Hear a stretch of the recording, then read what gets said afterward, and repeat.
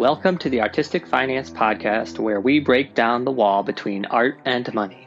If you're here looking for how to be an artist and financially sustain a career, you're in the right place. Keep listening and join us as we learn about artists and how they make money work for them. Hello, everyone. This is your host, Ethan Steimel, here for episode 3. Thank you for listening. These conversations enlighten and educate, and I hope they are entertaining too. A reminder to please leave a rating and review for our podcast so that the algorithms pick us up and suggest us to other listeners. Today's guest is television writer and children's book author Jill Twiss. She spent 6 years writing for HBO's Last Week Tonight with John Oliver. Her work on that show earned her 4 Emmy Awards, as well as multiple Peabody and Writers Guild of America awards. Her book about a day in the life of Marlon Brando was a New York Times #1 bestseller.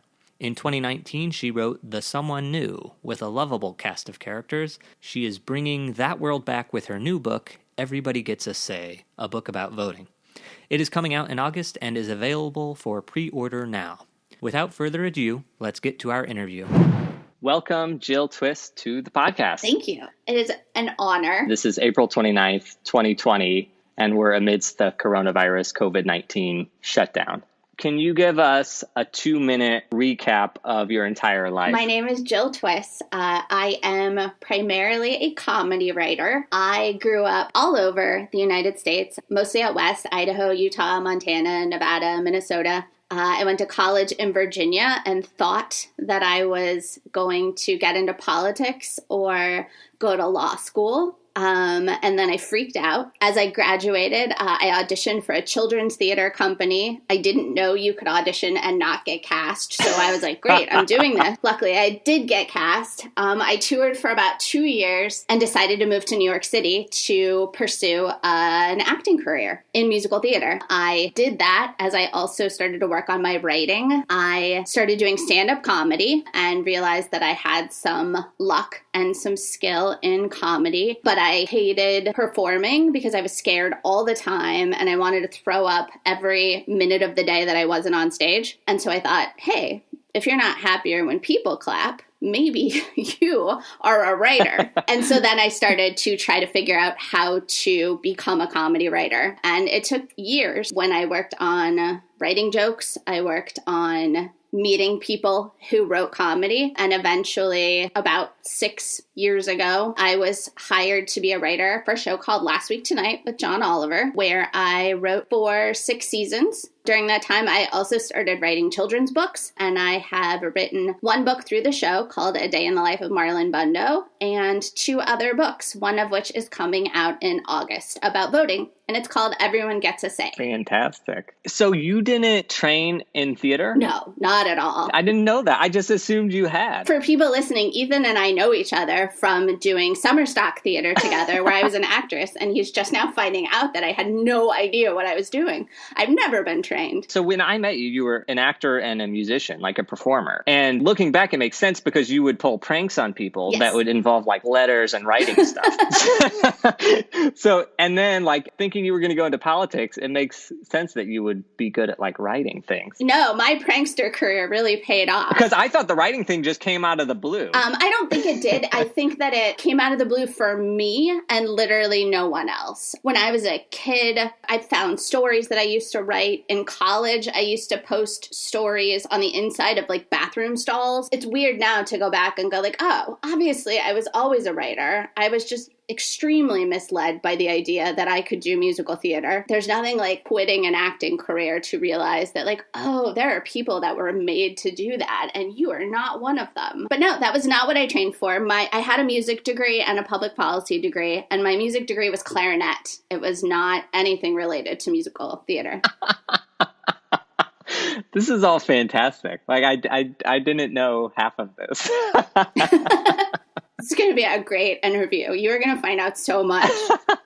Now that we know about you, I'm just going to ask you questions to sort of learn about your personality as a creative person. What is your favorite theater show to go see as an audience member? My favorite show that I've seen is probably also my favorite show that I've been in, which is the 25th annual Putnam County Spelling Bee, which is a musical that happens to have lovely music and lyrics, but also just has an incredibly written book that is so funny and also gives so much room for actors to play around and have a slightly different show every night. I just think it's so rare that a book writer is also so good at writing jokes, and I think that was the case with that show. Amazing. Okay, do you have a favorite piece of art? I've been thinking about, as art, the TV show The Good Place. If you haven't seen it, I'm jealous of you because you get to have that experience again. It's a show that when you start, you're like, oh, these have good jokes, and I'm vaguely interested in the characters. And as you go through the seasons, you realize that they are like renewing the show every week, and you have no idea what kind of show it's going to be. And they also deal with like some real big moral questions, and I enjoyed it so much as art. Fantastic. I haven't seen it.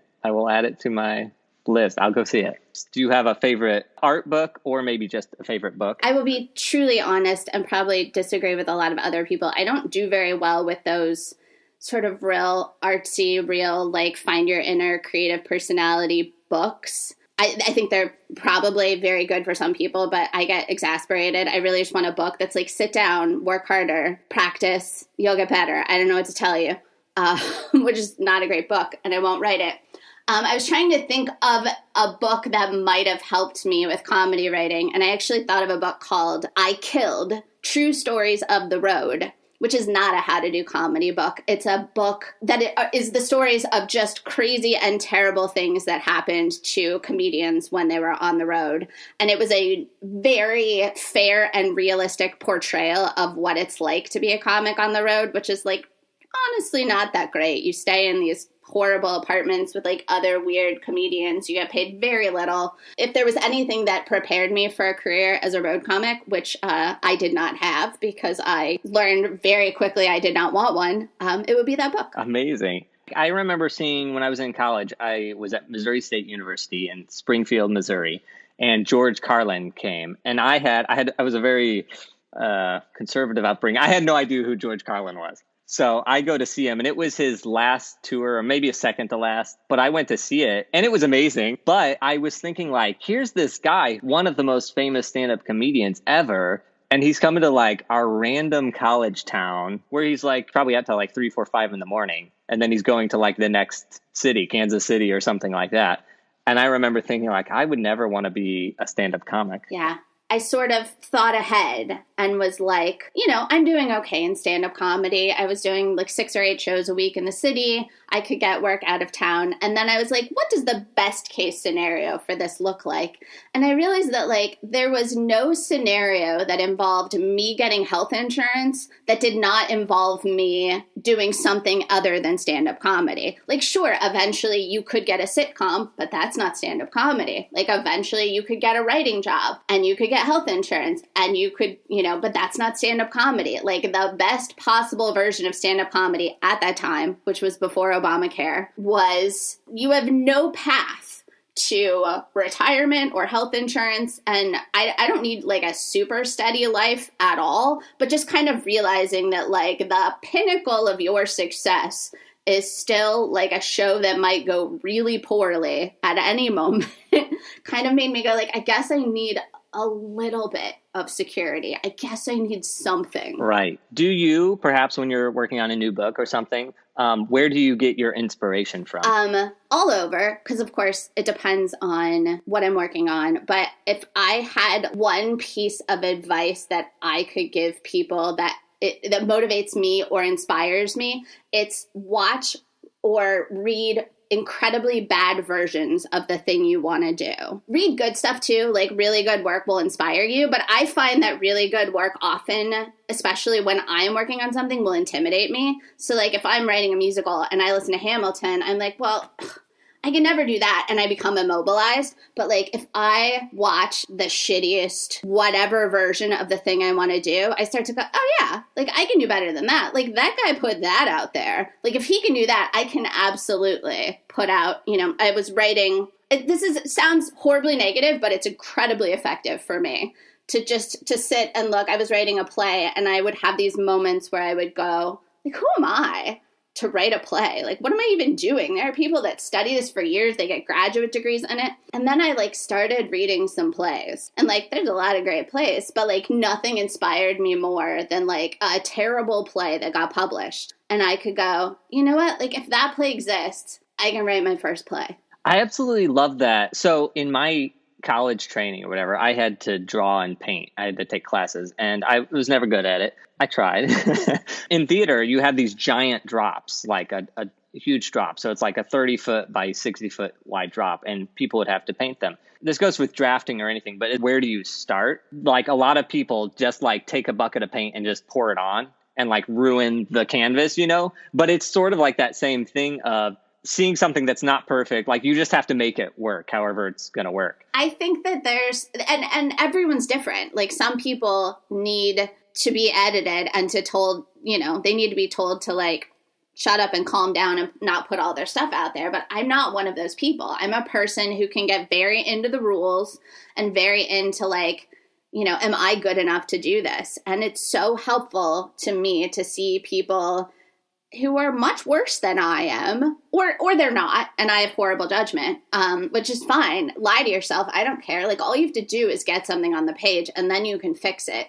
But it is that step of like allowing yourself to do it. And I get inspired so often by bad work. I also get inspired by like when I have to write a joke or had to write a joke for the show, and it was my job and I couldn't not write a joke, but like nothing was funny. I would go back to old jokes just to like remind my brain what a joke is. Oh, like, here's what jokes sound like. Here's what books sound like. When I have to write a children's book, I'll read like 40 children's books to just get the idea of like, oh yeah, this is the rhythm of like what a kid's book sounds like. Here's what kind of works. And that works for me too, but nothing inspires me more than something real bad that is just terrible that they are like confidently putting out there. That's so funny, because I like try to ignore bad stuff. Like, I do the opposite of that.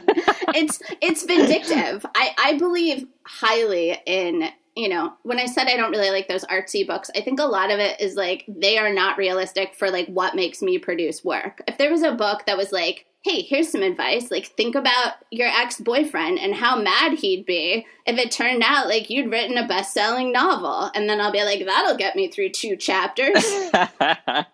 Like, think about the girl in high school who was so mean to you. Like, think how crummy she'd feel when you got a Tony Award. Okay, then I'll go write my play. Amazing. So, besides Broadway cast recordings, what music do you listen to? Almost none. I think lyrics are really important to me. So I either listen to something that I can write to, which means that I listen to music without words. Like, I'll listen to like soundtracks of movies that are, driving and vaguely inspiring. Or if I'm listening to something on purpose, I'm probably listening to musical theater. Amazing. Nicole and I watched The Mask of Zorro recently. The music is so good. I used to have the CD of that and I would listen to it, but then like seeing the movie and hearing it all came back, it was like, oh my gosh. There's something really nice to writing to an extremely like active and inspiring soundtrack. If you have time, what are some of your hobbies? I think about this a lot because I think that I don't really have hobbies, which is not healthy. Every time I really like doing something, I try to turn it into a job. And so I used to be super obsessed with the National Spelling Bee. And it was like a fun thing that I was like interested and started to watch. But then I realized they have writers. So I emailed them and I got hired to be a writer for the National Spelling Bee. So now it's not like a fun hobby anymore. I have actively decided to start doing crossword puzzles because that has to be a hobby, and I'm horrible at them. I'm trying to develop a hobby. We'll see. I like naming dogs. I like naming other people's dogs, and that's, I think, never going to make me any money, so that might be my truest hobby. Yeah. Well, I guess I should mention you have a very active Twitter feed. You randomly will name dogs or things, I mean, I never know what you're going to say. I love to watch like the Westminster Dog Show and rename all of the dogs with better names. That's my hobby. Okay. So now that's your creative personality. Now let's get to know your financial personality. I'm going to have you describe your demographics because I don't want to reveal anything you don't want revealed or assign you anything that you don't want to be assigned. So your demographics. Sure. I am white. I am not telling you my age because I work in the entertainment industry. Can you give us a generation that you identify with? You don't have to. You totally don't have to. I also don't. I feel like I'm in the generation that no one knows what they are, but I think I'm like very earliest millennial, very end of whatever was before that. I'm not sure. So no, the answer is no. That's not helpful. I can't do that. But I got hired at Last Week Tonight when I was in my 30s. So that gives you some idea. And I'm not 73. I went to college and graduated. And I grew up all over the United States, but most of my childhood was spent in the West and in the Midwest. Okay. What did your finances look like when you started your career? Well, until I got hired at Last Week Tonight, I made very little money, basically. I lived in New York City at times on probably about $15,000 a year. I worked a weird variety of jobs. Gosh, I worked in a jury consulting firm where we would have pretend trials and help lawyers pick their juries. I tried waiting tables and I realized that I was like a great Midwestern waitress, which is like a person who like drops things and everyone feels bad, so they tip you more. But like a terrible New York City waitress where they want you to not be charming and get their orders right. So I did that for an extremely short period of time. And for the longest time of any of it, while I was an actor and I did, various regional theater and summer stock theaters, I was also a standardized test tutor. And that's where most of my money came from. I started out by teaching the LSAT, which is the law school entrance exam, because I had taken the LSAT and planned to go to law school. Eventually, I went into SATs and ACTs because that's where the money was. I worked for a super expensive test prep company. I will say, if you can get that job, it's a good job because you can get paid a lot of money to work fewer hours a week. But what I did is I would literally work like 10 hours a week and be like, I don't need money. I don't want to work. And I would just live on as little money as I humanly could. Amazing. Fascinating. Okay. Are you a saver or a spender? I'm definitely a saver. Even when I was making $15,000 a year, somehow I saved a little bit of money. I don't actively think about saving. It's just that most of the things I like to do don't cost money, and I always was okay. So I have always saved money somehow. I want to say clearly there's a reason I could do that. And that's because I came out of college with no debt because my parents paid for me to go to a state school. Not everyone can be a saver on very little money in New York City. I had a lot of lucky breaks. But yeah, I do tend to save money. I'm going to touch on student debt. When I first made the outline for this podcast, I had a question, which was, did you have student debt? Because my generation, let's call me middle millennial, every single person I know has student debt. Mm-hmm. The only way you didn't have it was if your parents paid for your schooling or if you got enough scholarships. But that's like 10% of people, maybe not even that many. Virtually everybody I know had student debt. So I think it's a massive difference maker from even if you start a career only making $15,000, if you at least don't have student debt, you're so much better off than the person next to you. Exactly right. Starting at zero sounds hard until you realize that some people are starting at negative $100,000. A couple of things made that possible for me. I went to schools in Virginia, and Virginia has really good state schools. I think a year was probably about $10,000. It was much cheaper then. And my parents had always told me, my dad worked for the government, and he saved and he paid for me to go to a state school. And then I was an RA, so I got free housing. And so I managed to come out of that breaking even, which would have never happened without my parents. And I think affected every choice I could make after that. Would I have gone on tour for 2 years if I had student debt? Probably not. Would I have moved to New York? Probably not. It's such a different life to know that, you don't have any money, but you also don't owe anybody any money, so you don't have any obligation. Yeah. Okay. So I'm going to follow up with a little bit of an uncomfortable topic that I want to address, though. And it's something I've always said to people. It's like, I'm a white male.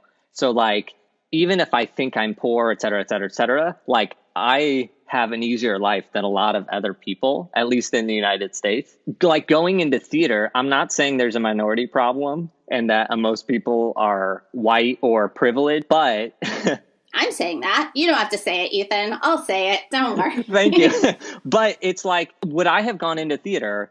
Like I consider myself like, I paid my way through school and, I took a bunch of steps to like make myself financially okay or whatever. And so I did a lot of work. However, there are other people that couldn't have made the sacrifices that I made and gotten to where I am. I just had the privilege of being able to do it. I didn't say that right at all. No, I think you did. I think that, again, it's starting from zero sounds hard until you think about starting from a negative number. Like, yeah, I didn't take money from my parents when I was an actress. I managed to make a living, and that was always a rule I had for myself, is like, yeah, Jill, you can have any career you want, but you have to live on it. If you have to take money from anybody else, then you don't get to do it anymore. You have to find another job. But there are people, I also didn't have to support my parents. I also didn't have to like support brothers and sisters or pay back other people's debts or, all kinds of things that, I know a lot of people who are supporting families, and I can go like, oh yeah, it was super easy for me to live on $15,000 a year. Well, there are a lot of people who can't afford to make that choice or take that risk because they live a very different kind of life. Right. Yeah. All right. Good for us for talking about that. Are you risk averse or a risk taker? Money wise, I think I'm risk averse. I have no interest in gambling. You know what the statistics are in every game, and none of them are that you're going to make money. So I don't understand. Like I get absolutely no adrenaline rush from it at all. I have like the boringest stock portfolio. But in life, I think I'm a risk taker. I've always been happy to put my work out there or try a new thing or try a new career or, get up on stage and try something brave. But like money wise, it's just, I don't get that. I don't get any kind of like rush from doing weird, risky money things. And you touched on this a little bit, but how did you grow up around finance? Like, did you have good examples? I now realize I did. I thought we grew up poor because my parents were worried about money all the time. And it was like drilled into my head that you have to be careful about money all the time. And as I look back, my parents were government employees doing relatively well in their careers. We were fine. They both grew up extremely poor. So there's like a lot of things that I didn't find out till I was an adult. It was embarrassingly into adulthood that I learned you could not pay off your credit card every month. I didn't know that was what a credit card was for. I thought a credit card was just a thing where like you got to like pay for something and then you paid for it at the end of the month. It was just like a thing to make your life a little easier. I had no idea that you could, whatever you can do with credit cards, pay 5 or 10% of it and like accumulate debt. That was just something my parents chose never to teach me. And I didn't know. There were a lot of good habits that were ingrained in me, but it was also just like me not knowing how money worked. What was the political landscape as you started out? I think for a lot of people, it was probably the 2008 financial crisis.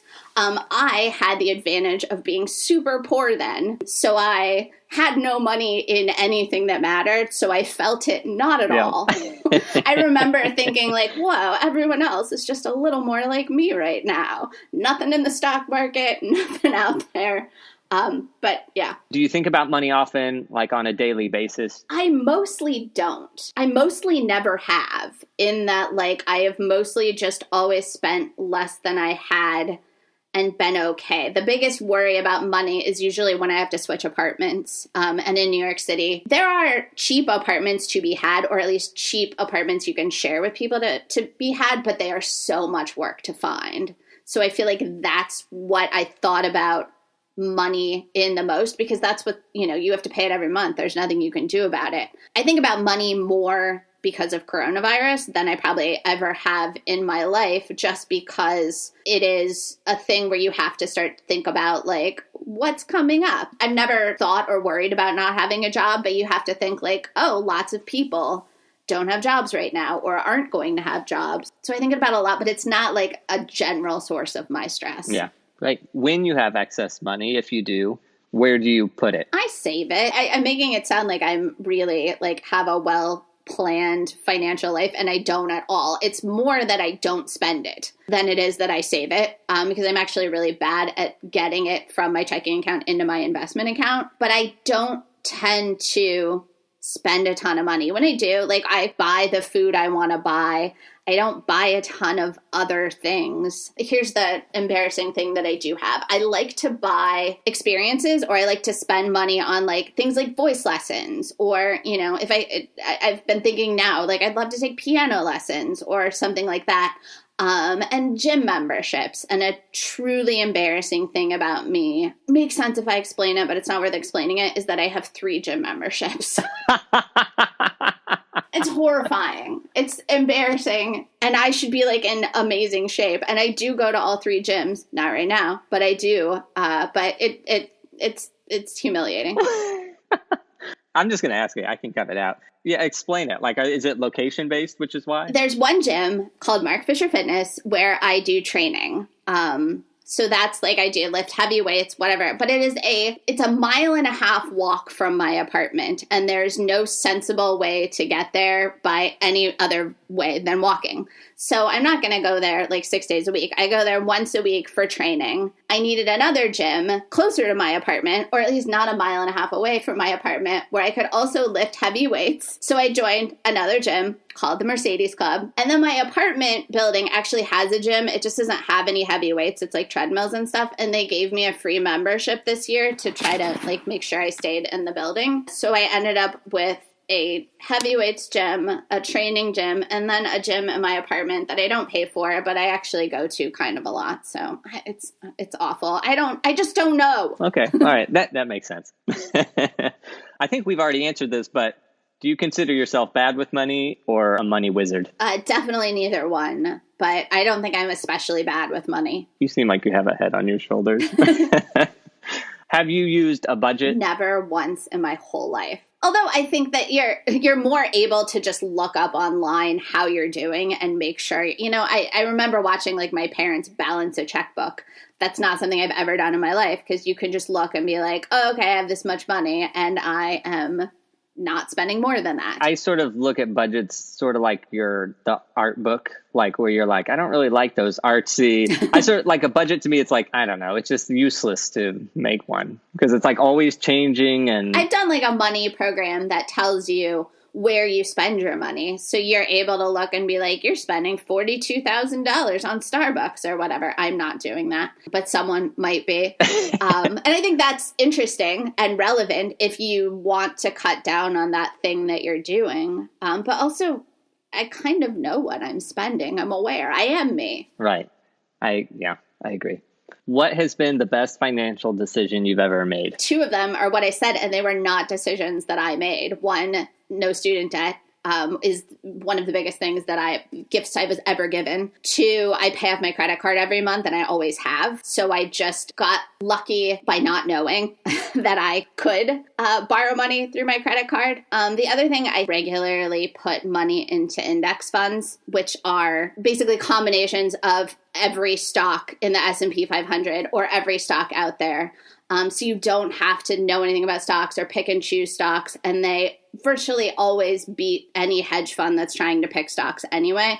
And you just put money in there and you quietly ignore it, hopefully, until you retire. And that's something I did when I started making more money. I started putting a lot more money in those. And the other smart decision I've made is to not look at that account since everything went bad, because I don't need it right now, luckily, and it will just make me sad. And the markets come back. That's how money works. That's how it's always worked. And there's no reason to make myself sad about it, because it's going to come back and nothing I can do about it. Okay. So what was the worst financial decision you ever made? I don't have anything big. It's mostly that you know what it is? It's that I buy jumpsuits online and I don't look good in jumpsuits. And I've never looked good in a jumpsuit. And so why would I buy another one online that I'm convinced I'm going to look great in? I don't have like major financial decisions, but I have the repeated practice of continually buying jumpsuits. I've bought like 4 jumpsuits online, knowing that I do not have the proportions that look good in jumpsuits. And I think this one one will be different, and none of them are ever different.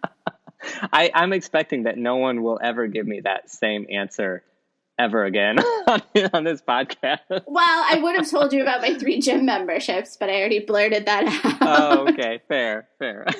Do you have an entity, a corporation, an LLC, or is it just every time you get paid, you, Jill Twiss, are getting the paycheck? I just get paid. As a writer for a TV show, I also didn't have an agent, so that makes a big difference in whether or not you would incorporate. And because I was getting all of my paycheck anyway, I wasn't giving 10% of it to an agent or 15% to a manager. It made more sense for me to just stay being me, although that could change in the future. Wait, so you still don't have an agent? I still don't. Well, right now, no one in the Writers Guild has agents or very few people, because they're in a dispute with the big 3 agencies about packaging fees and all that. So sort of like in the 2008 financial crisis when everyone else was poor and so was I. And I was like, they all just came down to my level. I've never had an agent. I've always negotiated my own contracts. And so finally, everyone else also has to learn to do that.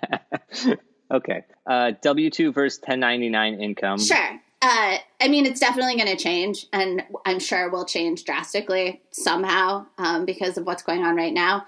But as a TV writer, the vast majority of my income was W-2, just regular. I got paid every week, just like anybody working at a business or a corporation, and they took out taxes. Because I wrote a book last year, I wrote a book called The Someone New, which was a kid's book that came out in 2019. That I got paid for on 1099s because that went through my book agent. Well, probably not because. Additionally, that went through my book agent. So that really messed up my taxes. And I'm supposed to be paying things quarterly, but I'm really bad at that. So I've probably messed things up this year. Yeah. I don't pay quarterly. I'm supposed to. I never have, and I just assume I don't make enough money that the IRS has never yelled at me for it or penalized me. Right. Yeah, I think that you're supposed to if you know exactly how much you're going to be wrong about taxes at the end of the year, and also obviously pay attention when you make more money. I think I had a little fee last year, which I didn't even really understand because I didn't know I was going to get a book deal. So I could not have prepared earlier in the year. Nevertheless, I have tried to figure it out a little better this year, but book income is hard to predict because you also get money from book sales. So do you file your own taxes? I don't, but I did until 3 years ago. It's kind of weird because I actually filed my taxes myself when they were the absolute hardest to file. Because when I was an actor and I had 6 jobs and I worked in 4 different states and I had to file taxes in all of those states to get the money back. And I had to, and I had a home office and I had everything. I did my own taxes then. And then finally, when I got a job as a TV writer, I was like, I'm going to hire someone to do this. And my taxes are actually 1,000 times simpler now, but I have it in my head that he knows some tricks that I didn't need to know when I made no money, because all I had to do was keep doing my taxes till I got all my money back that I'd paid. Whereas now I pay a lot in taxes. So I'm maybe he knows something. And also I don't have time, and it's delightful to have that luxury because they were miserable when I used to do them. Yeah. Okay. I think you already said how you invest, which is index funds. Is that your retirement plan, or is there more to your retirement plan? That is part of my retirement plan. I do, just for people that care, I do index funds at Vanguard because they have the cheapest fees of pretty much any place. And they're super easy and I like them a lot. And they are not paying me to say that. I wish they would. That would be really nice. Additionally, I have some kind of pension from the Writers Guild. I don't know what it is. Basically, if you are in a guild covered show, the show has to put a certain amount of money toward your pension every week. You don't get vested in that pension until you've earned that amount of money for 5 years, but I'm at more than 5 years in the Writers Guild, so that means that at some point I will get some kind of pension from the Writers Guild. Do not know what it is, have never understood it, will Google it when I get older. Because I never thought I would have that, I sort of took other plans. So I have a Roth IRA that I had from when I made way less money. I'm not eligible for a Roth IRA anymore. Congratulations. I have, yay. That's one of the drawbacks, but it's also good to get paid more money than you used to. I think I have a regular IRA, and then I think I'm actually not eligible for that anymore. What? I didn't know that was possible. You get past the part where you can have a deductible regular IRA. Oh. So now I think I can still put money in an IRA, but it's not deductible anymore. You get to a certain amount of money and you no longer get any sort of tax break for saving for your own retirement, which I guess is fair. Yeah, totally fair. And then I have regular money that's just like money I've saved. Okay, amazing. So I guess like your IRAs and your investing is sort of like what you consider your main retirement, and then whatever the Writer Guild thing will just be a bonus on top of that, perhaps? I mean, right now, I think that I would also like to have another 20 or 30 years as a TV writer. At that point, I would like to think. I truly don't know how good our pension program is. It's something I should know, but I just sit there and I go, hey, I never thought other people would be putting money into an account for me, and now they are. Like, what a treat. And that's the most I've learned about it. I've learned not a single other thing. You make it sound like people are graciously like, oh, just out of the kindness of our hearts, we're going to give Jill money. And you're not like being like, that's what it feels like. Yeah, but you're working for it, and there's like, it's a union-ish thing that like people have like bargained for. It's the way it's presented to me. If I thought I made a certain amount of money, but then they're like, but we're taking out this much for retirement, then I'd be like, that sucks. They're taking away my money for retirement. But since I still get the amount they originally said, and then somehow there's a secret other money that they're putting in a retirement fund for me, it feels like a gift. But you were correct. It's not that. I've worked extremely hard for all of that money, and the Writers Guild has worked extremely hard to make sure that I will have that money, and to make sure I think that the pension fund is solvent. So that it will still be there when I retire. It's so hard for me to imagine this like magic other money that I just assume I will always have to pay for everything in my life, and I should save accordingly. There's a thing called the 80-20 rule. 80% of your money comes from 20% of your work, and then 20% of your money comes from 80% of your jobs or your work. Have you seen that at all in your career or not? I would say that's mostly not true for me, in that most of my money for the last few years has come from my TV writing job, which is so much work. 3% of my jokes make all of my money. I will probably write, I'm not even making this up, 100 jokes for everyone that goes on television, and are the things that like win us Emmys and like get us prizes and get me raises and whatever. And I've written another 97, 98 jokes there that are not why they're paying me. But no, I think children's book writing is probably close to that. Like the first book I wrote, which was for the show, A Day in the Life of Marlon Bundo, I wrote in like 2 hours, maybe 2 hours, because I thought like no one's ever going to publish this, so why would I waste time on it? It was the easiest thing I ever wrote. The book did very well. I got a book deal, which the next book took me more than 2 hours. I would say significantly less time to write a 1,000-word children's book than the amount of money I was paid to write it. How important has your personal support system been? I would say very important, but I will say like I struggled a lot because of who I didn't know. I spent years just trying to find out how to apply for a job at late night television, and no one would tell me, and I didn't have the friends that like broke through first. But what happened is that I tutored a kid for the SAT whose mother worked for Worldwide Pants, David Letterman's production company, and luckily he did well in the SAT, and I went to her and I said, could you ever get it so that I could write a packet for Letterman? And she was like, yes, I can. You don't want to work there, but sure, make me a packet. I asked everyone I knew if they knew anyone who wrote for late night that could read my packet to make sure I wasn't just writing insane things. One friend introduced me to a woman named Lori Kilmartin, who was and is a writer for Conan, and she said she'd read it, and she wrote me back and she said, this is great, send me more stuff. And I sent her more stuff, and she never answered me again for about 5 years. And I went, oh, I'm a terrible writer, and David Letterman didn't hire me. Then 5 years later, I got an email from a woman that said, would you like to write for late night television? Lori Kilmartin gave me your name. And Lori had sat on my name for 5 years until someone came to her and said, do you know any women that should be writing for television? And Lori said, oh yeah, I know exactly who should be writing. And this woman was basically like, I think there should be more women writing for TV. I can't get you a job, but I can tell you where jobs are. I can get your packet read. The second packet she asked me to write was for Last Week Tonight with John Oliver. John read the packets blind, meaning that he didn't have resumes, he didn't have names, he had no information about us, so he could choose what he thought were the best writers for his show, not based on, whether we went to Harvard or whatever. And I got the job. But all of it happened because of a network I had, and it would have happened faster if I had had a better network in the entertainment community. So are you good at networking or you hate networking? I do not like it. I like people, and I like making friends, and I like all of that stuff.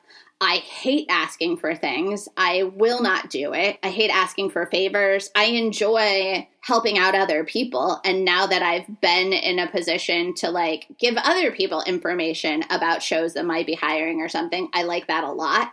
But there is nothing I hate more than asking people for a favor or trying to sell people things or trying to make people like me so that I can get something. I also hate it. So how much of your success in your career has been hard work versus luck? It's about 50-50. When I told that story, there's such tremendous amount of luck in it as far as to tutor a kid whose mom worked for Letterman or happening to have some stuff on Twitter that a woman who was looking for writers saw. But on the other hand, when I decided I wanted to write for late night television, I read everything I could find about what late night TV writers did. I remember reading an article that was The Tonight Show, or I'm making this up, but they write monologue jokes from 10 a.m. and they turn in their first set of monologue jokes at noon. And I went, I can do that. 2 hours every day. I'm going to write monologue jokes. Nobody's going to read them. Nobody cares, but I'm going to sit and I'm going to get better at writing jokes. And I think about it now, and that's kind of the only thing that got me through the first couple of years. Once I did finally get hired at a show, I had learned how to write as a job as opposed to write when you're inspired to write, which is an entirely different kind of writing. So I think that a lot of it, and especially a lot of my first work at Last Week Tonight, was all about my hard work. I would just stay up all night and try to make the jokes better and better and better because I felt like I didn't necessarily have the natural skill and I didn't have the years of having done this to be able to keep up. But it's all luck. There's so much luck involved. Luck is always involved, but it's you also moved to New York and tried to do it. So you put yourself in position to take advantage of the luck. You can't really decipher which part is luck and which was the hard work. Yeah, I always tell people if you want to make it as a writer, at least in this industry, you have to make stuff constantly and put it in a place where people can see it.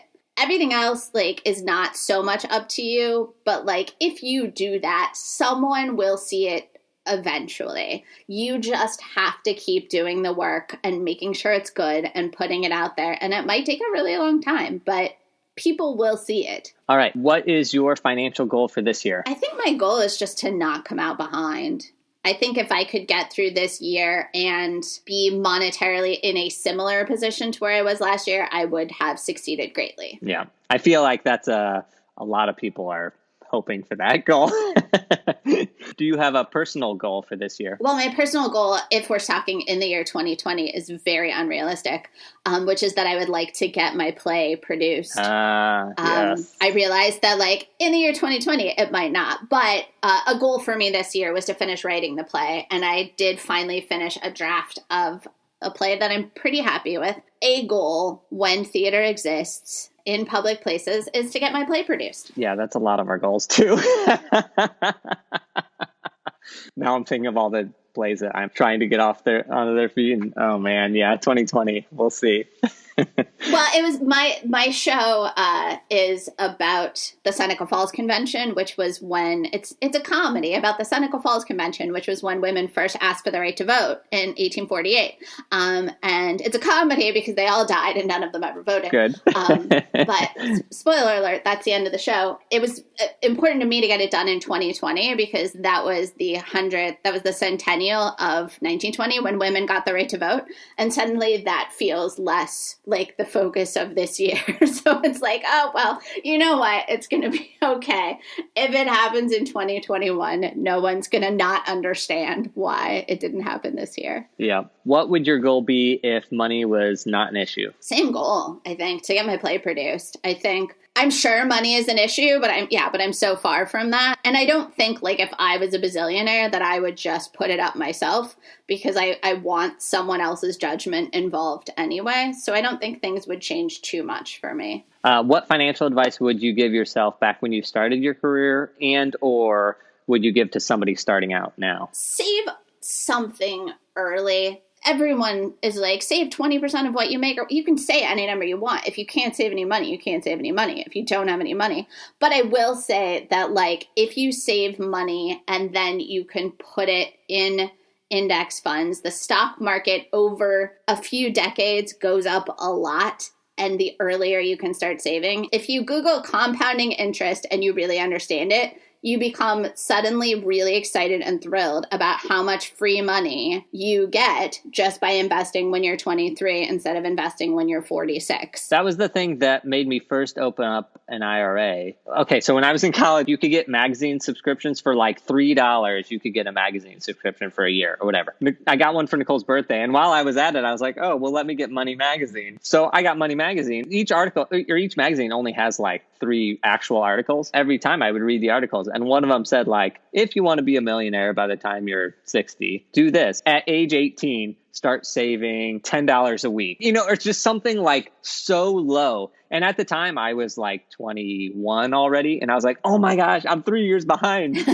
So I was like, let me like put $300 in this account. Because you're saying Google compound interest and understand it. It's like, it will take you 2 minutes to understand it. Yeah. Oh, yeah. And you will get excited. Yeah. If you think about that and then you think about the other big thing I had to understand was that I don't need to learn anything about stocks, that the market as a whole makes more money than almost any individual stock. So don't worry about that. If you're into gambling, great, play the stock market. But if you just want to make money while not doing things, you save what you can. And again, like that's easy to say and really hard to do. But if you can, it's worth it. I agree. Because I'm always encouraging people to open up IRAs, because in my head, I'm like, if you just start $10, like, and I say laughable amounts, like $10 a month.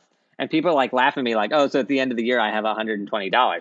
And yeah, okay, it's laughable, but it's more than zero. The other thing people say is like, okay, well, if I open it up, like, what do I put it in? And I give the same answer, which is just like S&P 500 index fund. But people like want a stock. And I'm like, stock, that's just too much energy and time. Like, that's a waste of time to research it. You don't have to think about it. In fact, like almost the more you think about it, the more you're going to mess it up somehow. Oh, for sure. No, the head of Vanguard, Jack Bogle, did a competition with hedge funds where he got any hedge fund person who thought they could make more money than him just investing in an index fund over a period of, I think it was like 10 years, was welcome. Like the winner would get $1 million or something. And they all lost. Yeah. They all lost to the market. Yep. Hedge fund people, anybody putting their money in there, I don't understand why at this point, because they almost all lose to the market. So you are so much smarter than anybody who is making their money from advising people about money.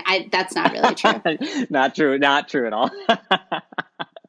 Okay. So now some questions from Nicole, who you know is my wife. I do know that. And I guess now everybody else, if they've listened to enough these podcasts, they know that.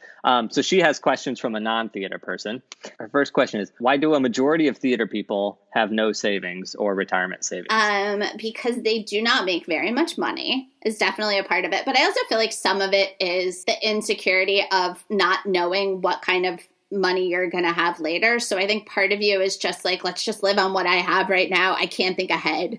I don't know when I'm going to get another job. I don't know what. And I think that leads some people to save more because they're like, I might never have a job again. But it leaves some people to just be like, I can't possibly plan for the future. So why not just spend what I have? Also, I have no idea. Hey, right. Here's something else you have no idea on. How will COVID-19 affect the future of theater? Oh, Ethan, I'm so glad you asked. I have a definitive answer to this. is clearly going to turn out to be exactly accurate. You're going to play this in the year 2022, and people are going to be like, Jill Twiss was spot on about theater. I think the main thing is that people are going to be really into a play about the Seneca Falls Convention. Yeah, absolutely. That it's somehow going to become insanely popular, and everyone who produces it is going to make a lot of money. No, truly, I have no idea. I think that it would be silly not to acknowledge that theater is a thing where people gather in hopefully large groups if the theater is doing well. And that's not safe right now. We don't know when it will be. But no part of me thinks theater won't come back. I think people like to go like, well, then everybody's going to start doing things on Zoom. And they're going to, absolutely not. There will never be a substitute for a bunch of people sitting in a room having a live experience together. And that will come back. And it will come back well. During this time, people will have created amazing things that we will all get to see, but I don't know when it will come back. Do you think now is a good time for people to go into the arts, like students? I think for a lot of reasons, it's a great time. You have so many opportunities to train without having to spend a lot of money and without having to go and learn directly from an amazing teacher. You know, you can take voice lessons from an app now. You can do all kinds of things. And so in a lot of ways, it's a great time to go into the arts. I also think it's always a great time to go in the arts because there are no people better prepared for a crisis than theater people. Theater people are the people you want in every crisis because they know how to deal with unexpected situations. They know how to sell something. They know how to build something. Any skill you get right now that has to do with the arts is going to benefit you whether or not you choose to have a career in the arts. But I also think it's important to be able to save a little money and stay alive, take care of your family, and be comfortable. And so I always had lots of other jobs while I was pursuing the arts. And I think like a lot of people do and should. Are you in unions? Which ones? And the pros and cons of being in said union? I am in the Writers Guild, which I have loved. I didn't have an option of not joining. Last Week Tonight was a guild-covered show, so when I got hired, I had to join the Writers Guild. I will say for me, it's been great, partially because they have things like minimum amounts I have to get paid. And like the minimum amount I had to get paid for working at Last Week Tonight was more than I would have dared to ask for as a person coming out of, you know, my job as an SAT tutor. So it really helped me as far as like setting a baseline for the industry. I've been able to go to them when I've had like small legal questions. I can't speak for unions in general, but I think on the whole, they're fighting hard for their employees to have things like basic pay. I wouldn't have a pension without the Writers Guild. I wouldn't have, you know, healthcare without the Writers Guild. Are there, for writers, are there any other unions or is that the only one? You know, I don't know. I think it is, I think there's like an animation union of some kind. I don't know what it is. There's like the Dramatist Guild is, I think, for theater writers, but I don't know if they are required to join it. And so I'm guessing there are others than that too. That union only applies when you're working on a guild-covered show, but there's nothing that they're doing to stop you from going and writing a children's book or going and writing a play or going and writing any other sort of thing? No, the Writers Guild wants me to write as much as possible. There's things that are covered by them and things that aren't. They don't care if I write a children's book. They're happy for me to write a play. As far as I know, they'd be happy for me to write at a second guild-covered show. It's just, you know, the show I work for might not be okay with that. But yeah, no, the Writers Guild has been primarily just about getting me as much work as I can handle and then helping me figure out how to negotiate whatever I need to within it. Okay, we're almost to the last two questions, but I just want to ask out of the blue here. You have Emmys, right? And how many? Thank you for asking. I have 4 Emmys. 3 are in my studio apartment, and 1 is at my parents' house. There's nothing, to be incredibly honest, there's nothing that exciting about winning an Emmy, but there is nothing more exciting than giving it to your parents and letting them just take it around their town. It has gone to my father's Rotary Club meeting. It has gone to my mother's bunco game. Everyone in Custer, South Dakota has a picture with that Emmy, and my parents take it everywhere. They are delighted. Whereas, like, I there's nothing not embarrassing I could ever do with an Emmy. It's embarrassing to have them in a studio apartment because there's no place to put them that's not weird. That's amazing. Fantastic. Okay, so what separates those that have had a successful career in theater or television or entertainments versus those that stop or never try to have a career? I think at least as far as my experience with comedy writers, which I will say right away is different for actors. I know plenty of actors who are incredibly talented, lovely, great to work with, and have not broken out and become big stars. But for comedy writers that I know over the period of, say, a decade, all the people I know that were really talented that I would look and be like, why aren't they writing for something that are professional, that are appropriate, and that have stuck it out, have eventually gotten jobs. I can't say that that's true entirely for the whole artistic community or that they've always gotten the jobs they've wanted.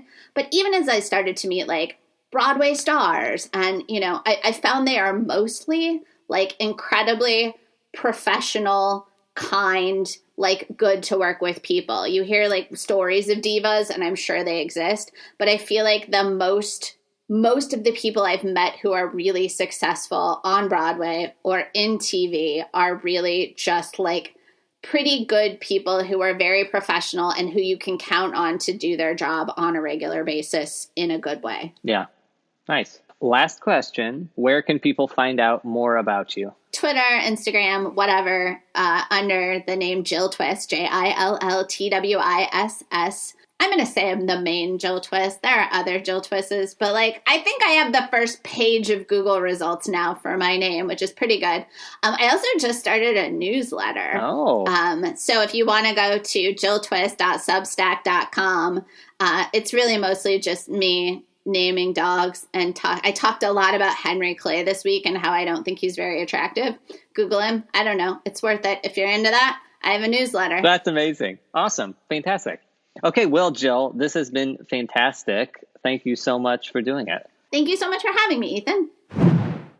That was our interview with Jill Twiss. My takeaways were, don't acquire student loan debt. Pay off your credit cards rather than keep a balance. Now, those aren't always in your control, but she had more advice, which was you can live on a little amount of money even in an expensive city. Save something early and regularly. Put that savings in index funds and take advantage of compound interest. Don't invest in individual stocks and don't try to play the market. Just let the index funds do the work.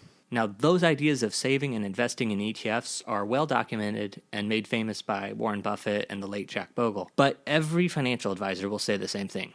I encourage you to find an advisor and ask them. The last takeaway is work hard, work hard, work hard. Jill's story of the years it took to be hired as a television writer is amazing. It's unglamorous and exhausting, but it is real. That's it for today. Next week, we talk with musical theater writer Taylor Ferreira in another smart conversation. Until next time, break a leg.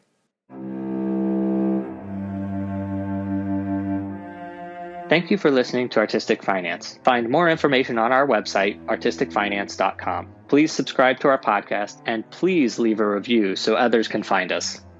Artistic Finance is produced in New York City by Ethan and Nicole Steimel. Producing consultant Ann Nygren Doherty. Graphics and website by Josh Cutler. Music by Chang Liu.